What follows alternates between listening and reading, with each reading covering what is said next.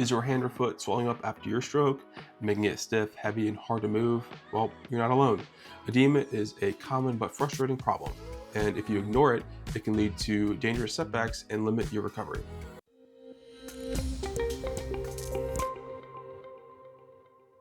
In this video, I'm going to quickly show you why edema happens after a stroke, and then we're going to get right into 4 evidence-based strategies to help you reduce it.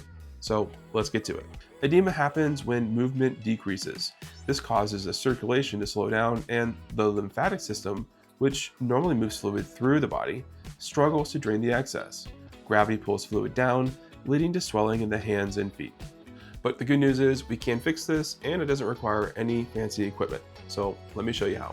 The first technique is elevation. Elevation is one of the easiest and fastest ways to reduce swelling. When your hand or foot is below your heart, fluid pools due to gravity, but when you lift it up, fluid can drain back into circulation.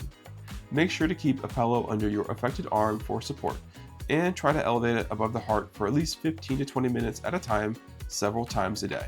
Also, avoid letting your hand and wrist stay curled for too long.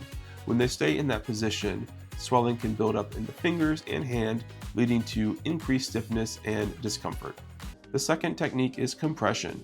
Compression can prevent fluid from reaccumulating after you've done elevation, movement, and massage. You can look for things like compression gloves, which are great for mild to moderate swelling. Just make sure they fit snugly but not too tight, and compression socks or stockings, as these work great for swelling management in the feet and legs. Compression is great, but too much compression is a bad thing. So be sure to check your hands, fingers, and feet and toes for them turning pale or blue.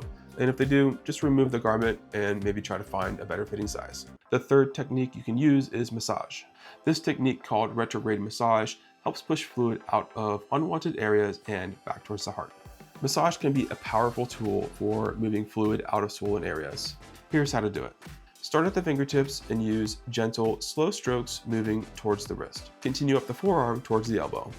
Make sure to use light pressure. Pressing too hard can cause discomfort. Try this for 5 to 10 minutes several times a day.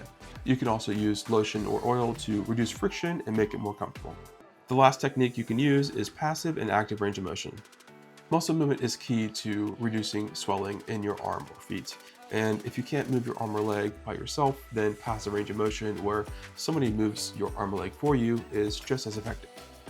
If you can move your hand and foot, then try things like opening and closing your hand slowly, curling your toes, bending and straightening your wrist, pumping your ankles, moving your elbow up and down if possible, and kicking your legs. If you do need assistance, then have someone move your arm or leg through passive range of motion exercises, or you can use your strong arm to move your affected arm. I have videos for both of these types of exercises, and there'll be links for these in the description below. But just remember that even small movements can help pump out excess fluid. Managing swelling is just one part of recovery, but proper positioning and pressure relief is just as important.